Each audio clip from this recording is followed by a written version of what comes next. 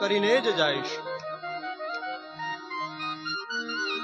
મહાદેવ બેઠા છે પલાઠી વાળીને. મુકુંદ પણ એને મળવા માંગે છે. માધવની પણ ઈચ્છા છે. માધવે લીલા કરી, રુદન ચાલુ કર્યું. કોઈ પ્રકારે શાંત ન રહે, કોઈ પ્રકારે નહીં.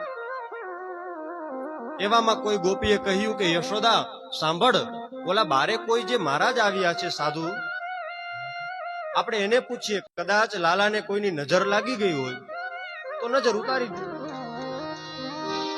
યશોદાને થયું કે પણ દેખાવા જેનો ભયંકર છે, એને જોઈને બીજાને બીક લાગે. તો કે પૂછીએ તો ખરા, આપણું કામ કરવું હોય તો જાવું પડે ભાઈ. તો કે હાલો. યશોદા માતાએ આવી અને પૂછ્યું કે બાપજી નજર ઉતારો છો, મંત્ર તંત્ર જાણો છો?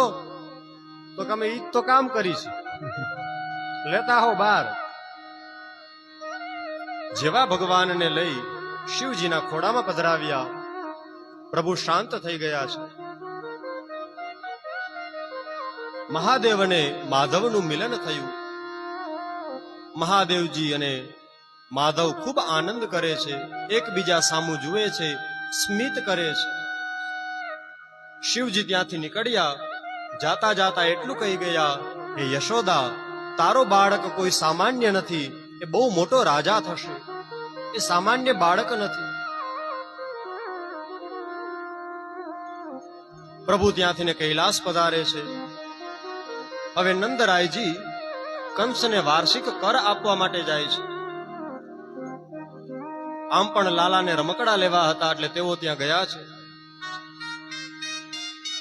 કંસને વાર્ષિક કર ચૂકવ્યો પછી તેઓ વસુદેવજીને મળવા માટે જાય છે. વસુદેવજીને મળવા માટે ગયા. બંને મિત્ર મળ્યા છે. વસુદેવજી અને નંદ બાબા બે વાતો કરે છે.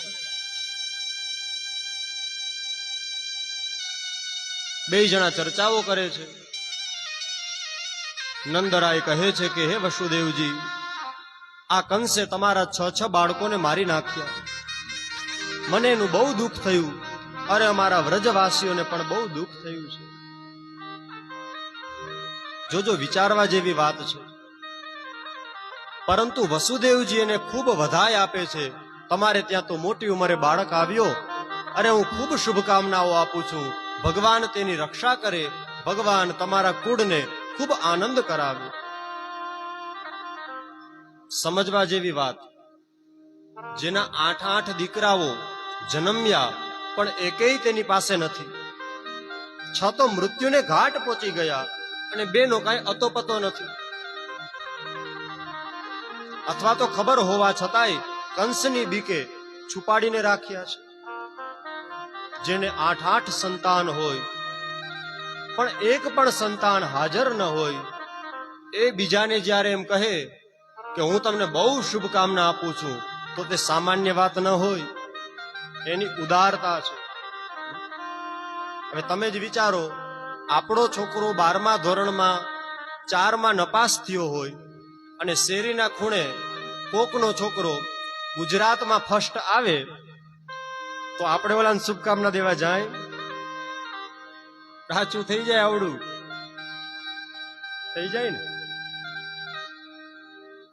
આપણો બાળક 4 વિષયમાં નપાસ થયો હોય તો તે સામાન્ય વાત છે ભાઈ.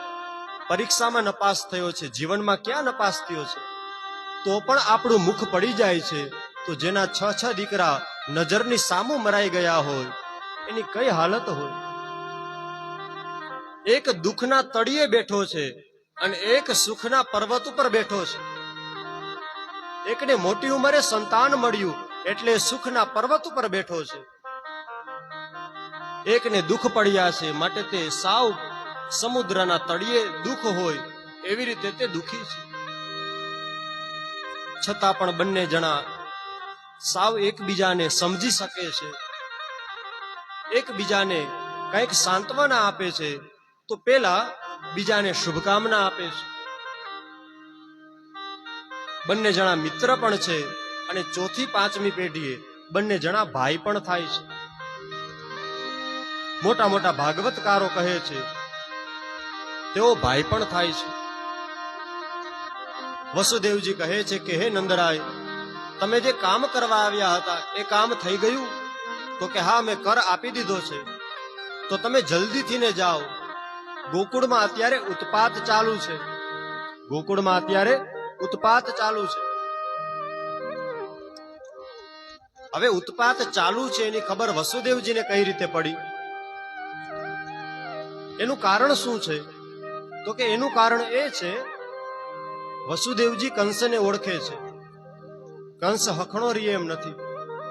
અને બીજું, વસુદેવજીને ખબર છે કંસે આવતીકાલથી જ ગઈકાલથી જ ચર્ચાઓ કરી છે, જેટલા પણ તાજા જન્મેલા બાળકો હોય એ બધાને મારી નાખો. માટે તે જાણે છે. તરત જ નંદરાયને કહે છે તમે જલ્દીથી ને હવે અહીંથી પ્રસ્થાન કરો. પેલી બાજુ શું થયું છે? શુકદેવજી પૂતના મોક્ષની કથા સંભળાવે છે. પૂતના કોણ છે? તો કે તે અવિદ્યા છે, એક રાક્ષસી છે. મથુરાથી ગોકુળમાં આવી છે. 3 વર્ષથી નાના બાળકોને મારવાનો આદેશ મળ્યો છે. 2-4 નહીં, 5-10 નહીં, 16,000 બાળકોને મારી નાખ્યા. કેટલાને? 16,000 બાળકોને. રાક્ષસો અત્યારે જ છે એવું નથી ભાઈ, પેલાય હતા. અત્યારે છવી હત્યાવીને મારે છે. પણ યાદ રાખજો, ત્યારે પણ કોઈ કૃષ્ણ આવ્યો તો, અત્યારે પણ આવશે જ. તૈયારીઓ ચાલુ છે.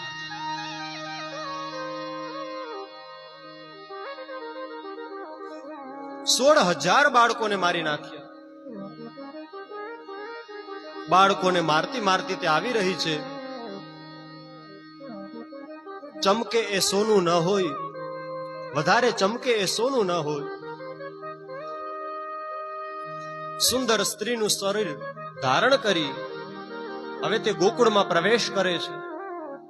કોઈને ને કોઈને પૂછતી જાય છે કે તાજા જન્મેલા બાળકો કઈ જગ્યાએ છે, મારે તેમને શુભકામનાઓ આપવી છે, મારે તેમના ઘરે જઈ અને તેમની વધાઈઓ લેવી છે. ગામડાના ભોળા લોકો કહેતા જાય કે બેન આમ જાઓ, બેન આમ જાઓ. હમણાં જ નંદ બાબાને ત્યાં બાળકે જન્મક ગ્રહણ કર્યો છે. અરે તમે તો શું, કેટલા લોકો આવે છે. અરે દેવતાઓ પણ આવે છે પુષ્પની વૃષ્ટિ કરવા. પૂતના સુંદર શરીર ધારણ કરી ત્યાં આવે છે. કોઈને ખબર ન પડે એવી રીતે ત્યાં આવી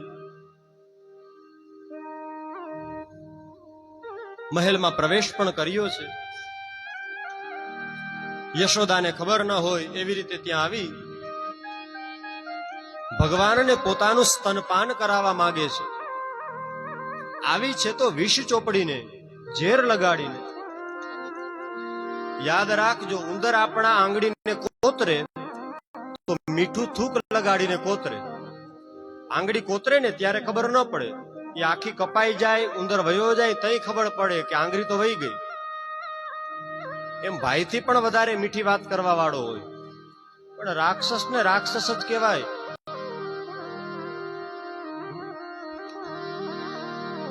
માટે આ બહુ પ્રેમાળ હતી. બધાને એમ થયું કે ઓહો, આ તો ભગવાનને ખૂબ પ્રેમથી ને નિરખવા માટે આવી છે. માટે કોઈને કહ્યું કે મને કૃષ્ણ ભગવાન મારા ખોરામાં પધરાવો, મારે લાલાને નિહાળવો છે. કોઈ બાળકને ખોળામાં આપ્યો છે. હવે તે સ્તનપાન કરાવવા જાય છે. સ્તનપાન કરાવવા માટે જેવી તે ભગવાનને હાથોમાં લે છે.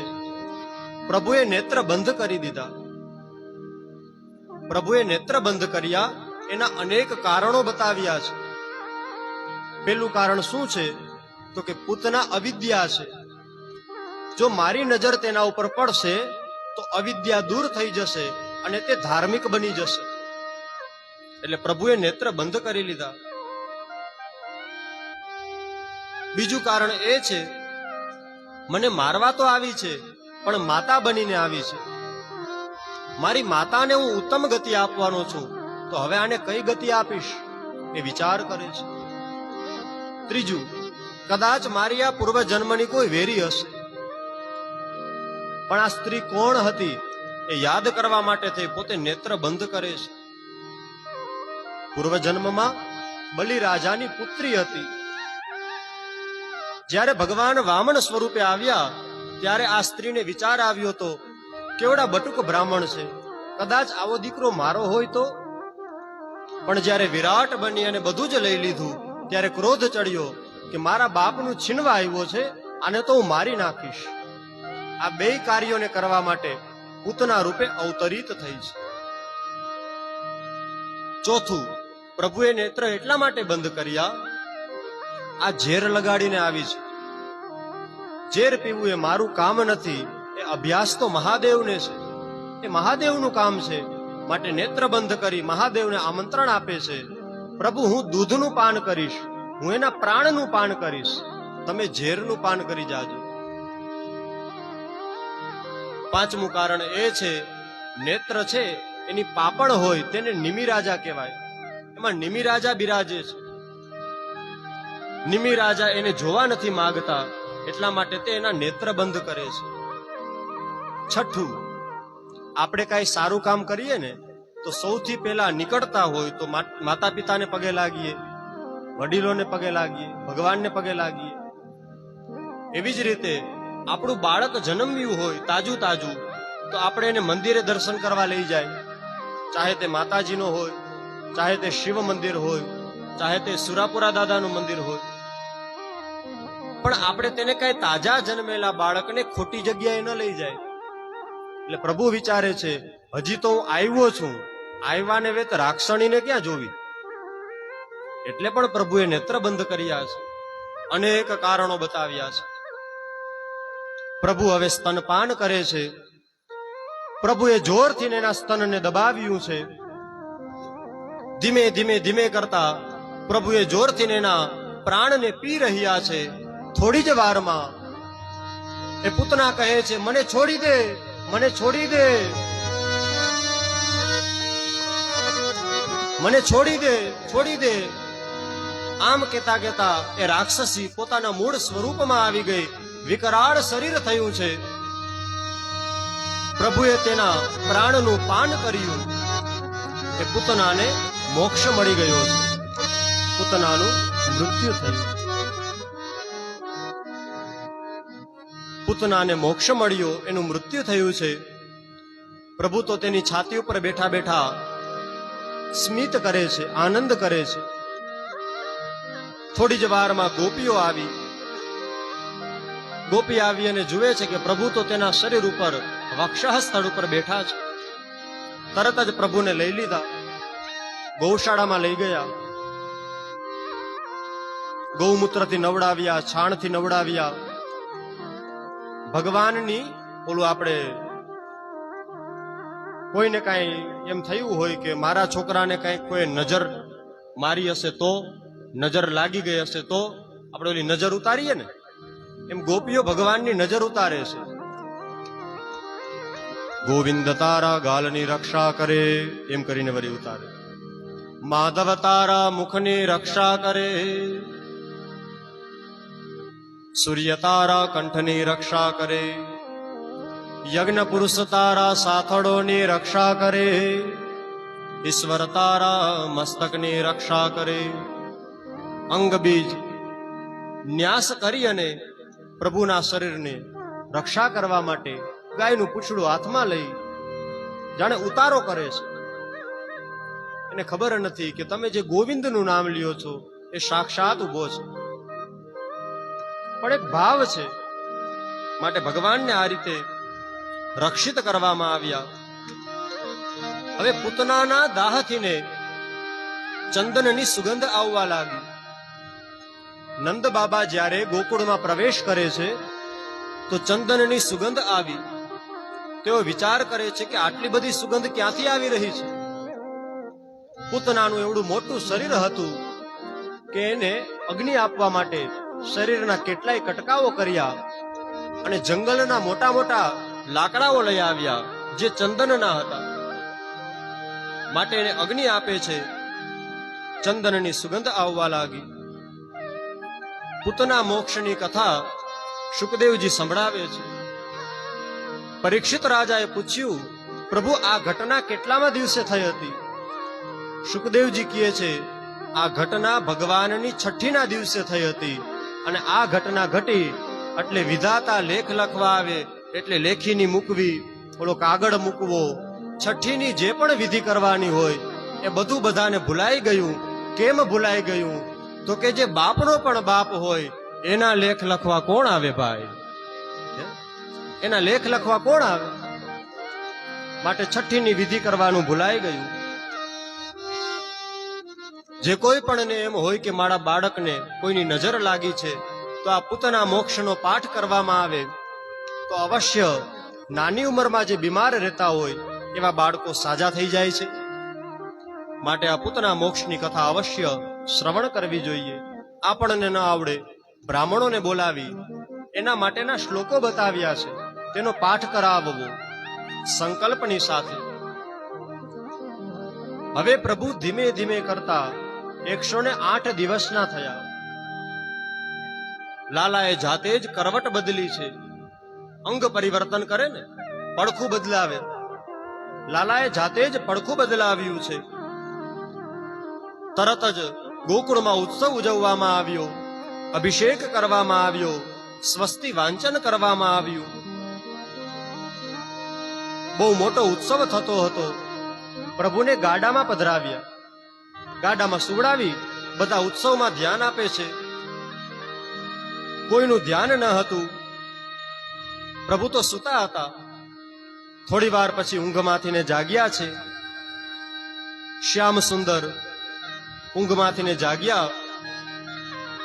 તરત જ તેનો ચરણ એ ગાડાને અડ્યો અને તે ગાડું ઊંધું વળી ગયું.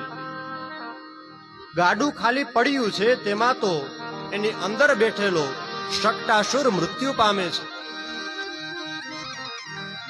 ભગવાનના ચરણનો સ્પર્શ થવા માત્રથી એ શકટ નામના અસુરનું મૃત્યુ થયું છે, જે પૂર્વ જન્મમાં હિરણ્યાક્ષનો પુત્ર હતો, જેનું નામ હતું ઉત્કચ. બહુ નાની ઉંમરમાં આ બધું થવા લાગ્યું. માટે નંદ બાબાએ બ્રાહ્મણોને બોલાવ્યા, શાંતિ પાઠ કરાવ્યા, શાંતિ યજ્ઞ કરાવ્યો. અમારા ઘરમાં કેમ આવું થાય છે? અમારા લાલાને કેમ આવું થાય છે? શાંતિ પાઠ કરવામાં આવ્યું. કંસ છે એને ચિંતા થાય છે કે મારો વેરી ક્યાં છે? મારો 8મો વેરી ક્યાં છે? બને તેટલા જલ્દીથી તેને હું મરાવી દઉં, જેથી ને મને કોઈ ભય ન લાગે.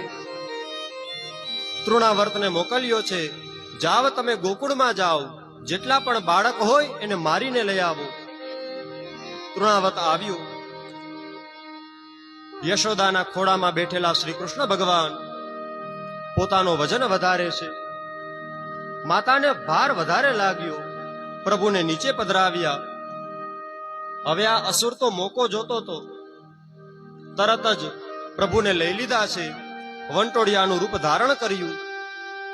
વંટોળિયો એટલે કોણ? ઓલી જે ડુમરી ઉડતી હોય ને ધૂળની, એને વંટોળિયો કહેવામાં આવે. આખા વ્રજમાં એટલી બધી રજ આવી ગઈ, કોઈને કાંઈ દેખાતું નથી. 2 ઘડી માટે આખું વ્રજ રજ બની ગયું. ચારે કોર ધૂળ હતી.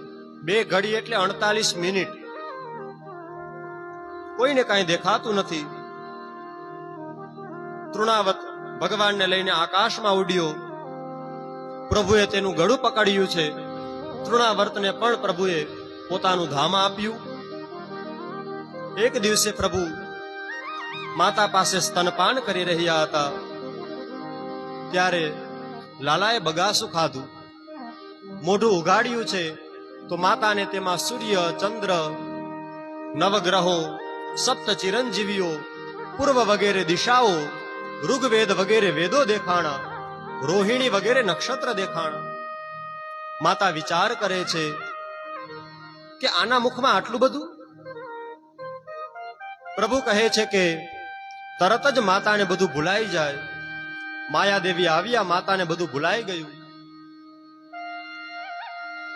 પ્રભુએ જેવું સ્તનપાન કર્યું તો મુખમાં જેનું જેનું પણ દર્શન થયું હતું એ બધા તૃપ્ત થયા. પ્રભુએ આના પછી બીજી વાર પણ વિશ્વને તૃપ્ત કર્યું હતું. ક્યારે? તો કે જ્યારે દુર્વાસા મુનિ કૌરવોને ત્યાં આવ્યા છે. દુર્યોધને બધાને પ્રેમથી જમાડ્યા. પણ હવે આ દુર્યોધન કહે છે, પ્રભુ એક ચિંતા છે. કઈ ચિંતા છે? તમે મારા ઉપર તો કૃપા કરી, પણ મારા ભાઈ પાંડવો ઉપર પણ તમે કૃપા કરતા આવો. તમે જો ત્યાં જાશો, તેઓને પુણ્ય મળશે, હું બહુ વધારે રાજી થાઈશ. એને ખબર છે કે જો દુર્વાસાજી પાંડવો પાસે જાશે, પાંડવો પાસે કાંઈ હશે નહીં, દુર્વાસાને ક્રોધ ચડશે, પાંડવોનો વિનાશ થશે. ખોટી ગણતરીએ મુકેલા હતા.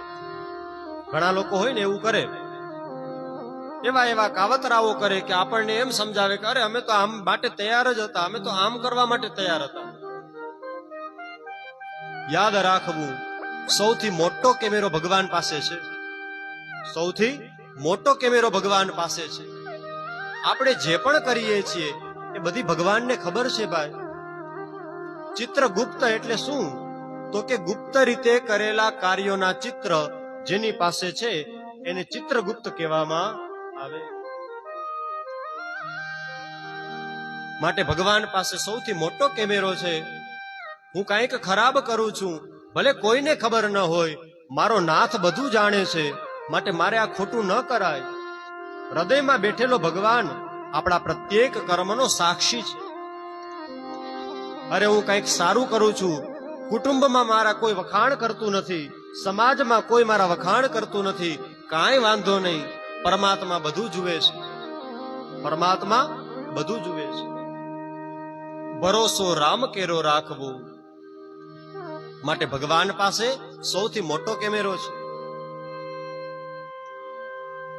દુર્વાસાજી કહે છે કે અરે દુર્યોધન, કેટલો સારો માણસ છે, તારા ભાઈઓનું સારું ઈચ્છશ, અવશ્ય અમે જાશું.